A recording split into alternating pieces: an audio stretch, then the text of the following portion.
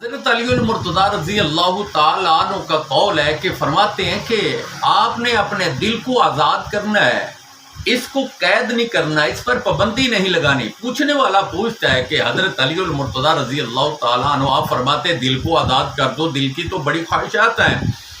تو ایسی خواہشات تو پوری نہیں ہوتی، تو آپ فرماتے آپ کو نہیں پتا نبی کے کائنات کا پیارا سا فرمان ہے مدینۃ العلم علی باب ہوا، میں علم کے شہر علی اس کا دروازہ ہے، میں کہتا ہوں کہ اپنے دل کو آزاد کر دو۔ اور حضرت علی المرتضیٰ رضی اللہ تعالیٰ عنہ فرماتے ہیں کہ اپنے دل کو آزاد کرنے کا فائدہ یہ ہے، اپنے ساتھیوں سے مقصد کیا ہے، کس طرح آزاد کرنا ہے، اپنے ساتھیوں سے خوش مزاج سے پیش آنا ہے۔ فرماتے ہیں کہ تنگ دل نہیں بننا،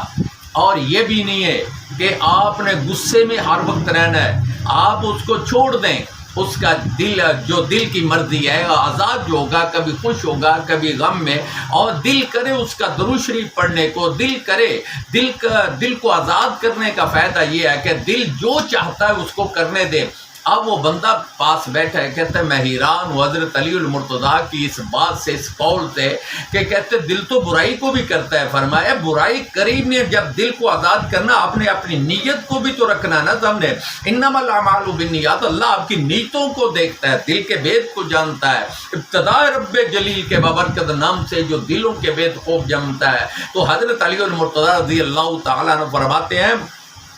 کہ خوش مزاج سے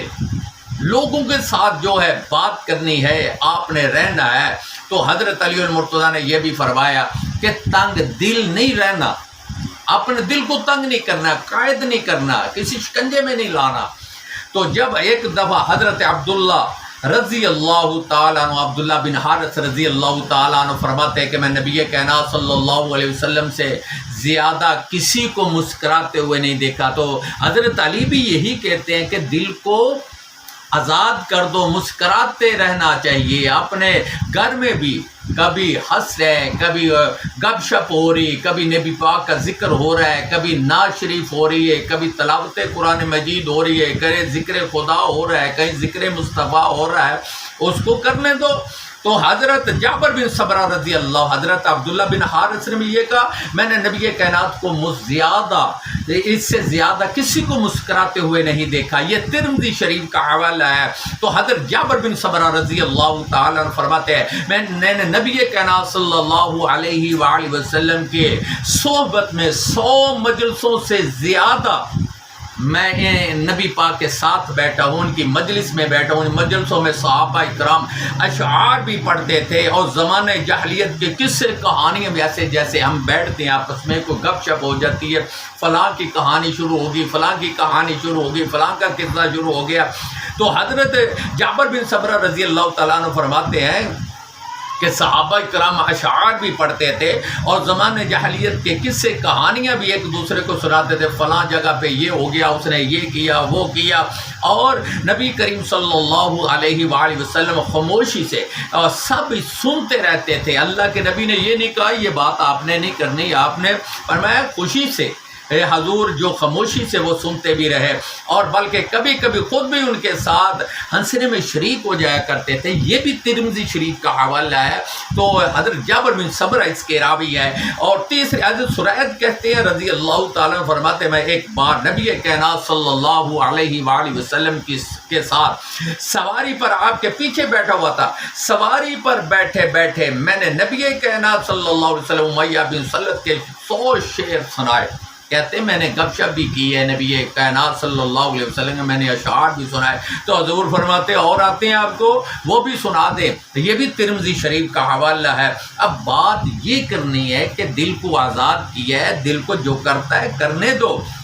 لیکن برائی سے بچنا ہے۔ یہ آپ کا جسم ہے، حضور تو یہ فرماتے ہیں اپنے جسم کو بچا کے چلنا ہے، اور آنکھیں نیچے کر کے چلنا ہے، آنکھوں کو بھی بچانا ہے، کسی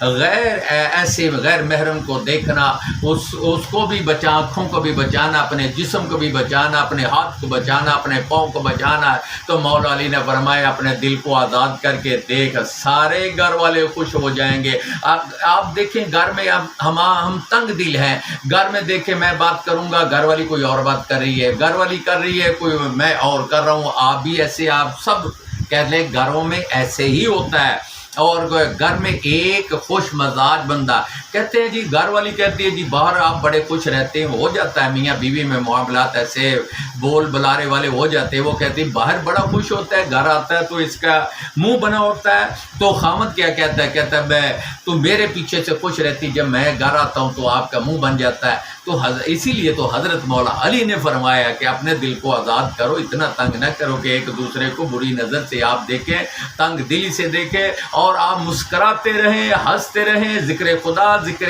مصطفیٰ کرتے رہیں۔ اللہ پاک سے دعا کرتے ہیں جو حضرت علی المرتضیٰ رضی اللہ تعالیٰ عنہ کا قول ہے وہ بھی سچا اور سچا ہے، کیونکہ حضور نبی کریم صلی اللہ علیہ وآلہ وسلم کے فرمان کے مطابق ہنسنا چاہیے، مسکراتے رہنا چاہیے۔ اللہ پاک ہم سب کو ہدایت عطا فرمائے۔